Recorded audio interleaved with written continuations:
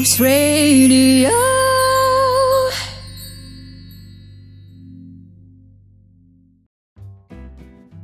Oke, teman Fox, kita balik lagi bersama podcast pertama kita yang pastinya belum ada judul dan judulnya apa juga kita belum tahu Kita ya. tanya Babe. Oh iya, mungkin ada ide Pak?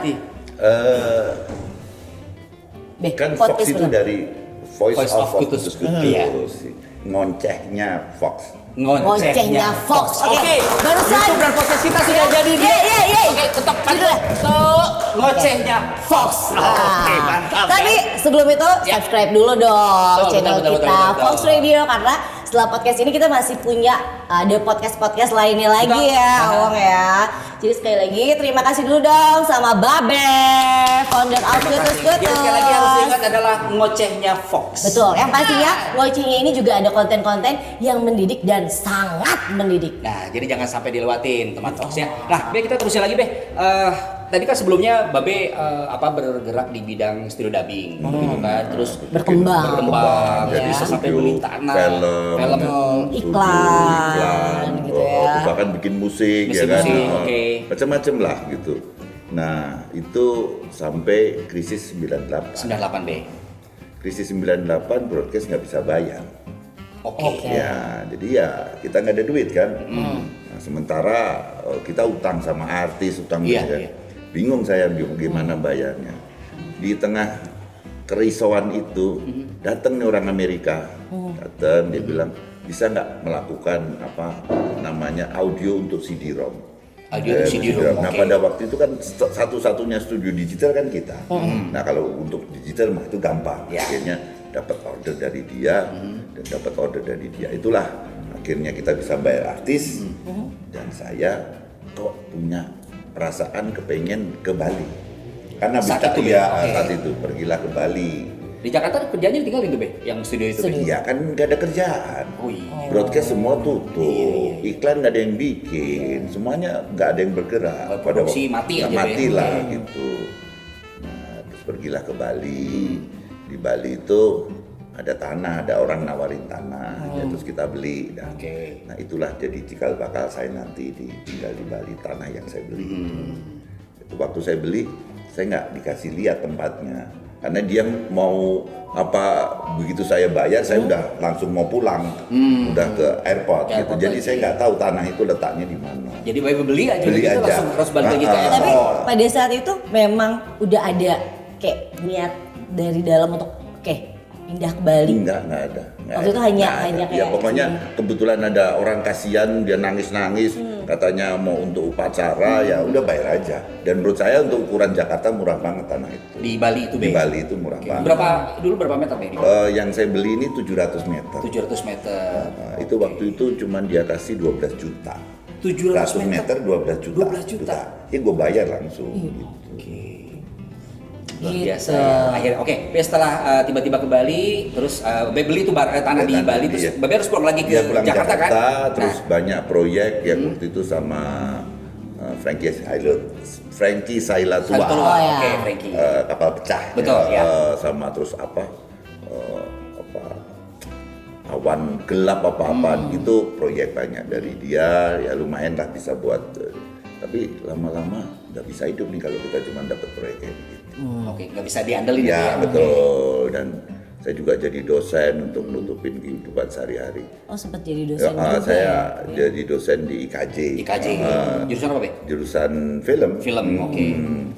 Karena mereka dulu nggak tahu tuh apa namanya digital itu kayak apa. Jadi saya datang sebetulnya bukan dosen, ngajarin bagaimana pakai alat digital. Digital. Oke. Terus rasanya cukup.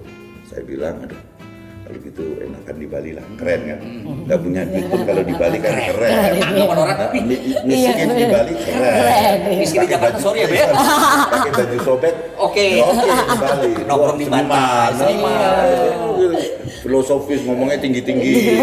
Kalau Karena pakai- cuma rokok satu aja matiin lagi, sisa lagi matiin lagi biar lama. Ngirit rokok. Kopi seruput nanti biar lama sehari satu gelas cukup.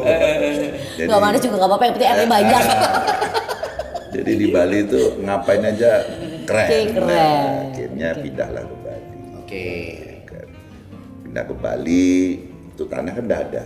Tak pikir tanahnya tuh ternyata tempatnya di tengah sawah, ada bukit, dia sendirian di atas. Menuju ke situ kita harus menyusuri melalui jalan kecil gitu. 152 meter baru sampai ke iya, tanah itu, Be. Tapi itu keren juga, Be. Iya keren, karena kayak ada di atas gitu. Iya, Lihat keren. sawah, ada sungai. View-nya gitu. tuh kayaknya bagus. wah, nanti kapan-kapan kita ke sana. Betul. Tapi saat itu belum masih bisa dilewati sama mobil dan Oh nggak lain-lain. bisa, Langsung sampai jalan. sekarang nggak bisa. Sampai Tetap sekarang jalan nggak bisa? kaki. Oke. Jadi ada effort tersendiri ya. Oke. Oke. Terus bikin warung. Bikin warung tuh sebetulnya gini ceritanya. Ada temen punya restoran nggak laku. Terus minta bantuan saya. Karena saya kan terkenal pokoknya jago sales lah gitu. Ya. Oke. Nah saya bantuin dia dan memang betul warungnya terus melesat dan sampai menjadi warung yang tamunya terbanyak di Ubud. di Ubud Ya terbanyak. Nah cuman mungkin dia takut kan. Dipikir, loh ini kok gue dateng kok beres ya. Nanti tahu-tahu pindah kan gitu. Akhirnya saya pelan-pelan diusir. Diusir dari warung itu. Oke, akhirnya saya keluar. Waktu saya bikin itu warung itu menjadi top, itu saya nggak dibayar, volunteer. Volunteer. Ya karena temen kan Ya, sukarela. Nggak apa-apa lah, saya diusir juga saya pergi. Dan kebetulan saja begitu pergi dari warung itu September ya, tanggal 18. Tanggal 12 Oktober, bom Bali. Oh iya, Oktober 12 Ya, 12 Oktober Oktober oke. 2002. Meledak. Nah, di situ saya bikin musik untuk tribute bom Bali. Oke. Bersama artis-artis Bali. Dan itu musik itu menjadi sangat mengenang sekali itu. Nah, dari situlah saya mulai akhirnya bantuin musik pop Bali. Oke. Itu bikin lagu, bikin aransemen, merekam dan sebagainya. Makan dari situ. Nah, terus pelanggan saya dulu yang di restoran itu maksain supaya saya bikin restoran juga. Banyak pelanggan yang Iya, memang kan kalau waktu kamu ada tuh masakannya enak. Dipikir saya yang masak, padahal saya enggak. Nggak masak saya. Saya cuma suruh-suruh itu. Tapi minta dibangunin restoran. Ya oke lah, kita akhirnya bangun restoran di rumah. Warung lah, bukan restoran. Nah, nggak tahu bagaimana meledak. Ternyata masakannya luar biasa. Bahkan orang Perancis bilang, kayaknya di Bali nggak ada restoran dong. Seenak ini. Seenak kamu katanya. Gitu. Tapi kita ngobrolin. Dan spesial tamunya tuh dari Perancis. kebanyakan dari Prancis. Perancis tuh tamu yang sangat cerewet kalau soal makan. Tapi di tangan kita baik-baik aman ya. Dan yang menarik itu gitu. Setiap selesai makan kan saya ya keluar lah. Karena kita masak sendiri, ngelatih di pokoknya semuanya sendiri. Begitu keluar ketemu mereka tuh langsung berdiri standing ovation. Rasanya kita kayak pemain rock. Gitu ya. Keplok, waduh luar biasa. Bangga sekali, Be. Bangga banget. Tapi karena kita mencoba untuk memberikan terbaik hingga profitnya kurang bagus. Sebenarnya kita susah itu. Nah pada suatu hari saya ada tamu Prancis, kebanyakan anak-anak. Malamnya tuh saya beli kentang agak banyak. Karena mereka nggak mau nasi, mereka maunya French fries ya. Terus saya bawa di jalan setapak itu kejeblos saya. Karena ada 2 kali ini jalan ini ada kali mungkin terus dia menggali ya kan akhirnya kayaknya tanahnya ada begitu kita ajak Blos. Ini ceritanya semakin seru. Betul. Semakin seru dan yang paling penting mungkin nanti kita cerita lagi di sesi selanjutnya. Tapi ini ada satu hal yang pengen Awong dan Diva juga pengen tahu. Fox ngomongin tentang masalah 2021 sekarang nih Be ya. Kita loncat sebentar Be. Ya, akhirnya Mbak Be melebarkan sayapnya untuk menjadi seorang bisnismen untuk di dunia broadcast terutama di radio. Cerita dikit aja Be. Kenapa tiba-tiba gue mau pengen menjadi pengusaha radio gitu Be? Ya, saya nggak pengen jadi pengusaha radio. Radio ini bukan untuk usaha. Ini hanya untuk senang-senang aja. Mari kita bersenang-senang.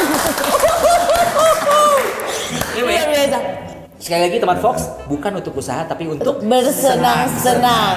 Kenapa? Karena Kenapa? saya sejak kecil itu hidup sama radio. Oh. Ya kan dengerin musik kan dari kecil itu. Jadi kalau lu tanya sejarah musik mungkin saya salah satu yang terbaik untuk bisa menjelaskan. Luar biasa. Oke, jadi sekali lagi kita ingetin, kita garis bawahin kalau Babe ini tidak mau disebut pengusaha radio, tapi radio itu buat senang-senang. Betul. Have fun, ya. Have fun. Oke, Be, sekarang kita ngomongin tentang masalah sudah ada berapa radio yang sudah Babe? Jadi pertama kali kita beli Rakosa di Jogja. Jogja ya, Rakosa ya, Be? Rakosa, Oke. terus kita beli radio Casanova dan Duta FM Bali. di Bali. Oke. Ya, terus yang ketiga adalah ini mungkin ya, Ya, Fox Radio Fox Bandung. Radio Oke. Bandung. Terus yang ini kan ada dua, jadi yang kelima sebetulnya adalah Star FM Medan. Star FM Medan. Oke, bocoran dikit Be, setelah Medan bakal lagi kota-kota mana yang bakal Saya tertarik Surabaya, saya Surabaya. tertarik Makassar. Makassar. Wow. Mungkin Surabaya, Balikpapan. Makassar, Balikpapan. Dan, Jalan-jalan terus kita. dan sekali lagi apapun yang dipegang Babe, Jadi apa? emas. Dan pastinya kita masih bakalan ngobrol lebih seru lagi, Ya. lebih mendalam lagi sama Babe kita. Dan nanti kita akan korek tentang kutus-kutus. Nah, jadi tetap di YouTube-nya Fox Radio. Apa namanya? Ngoceh Fox.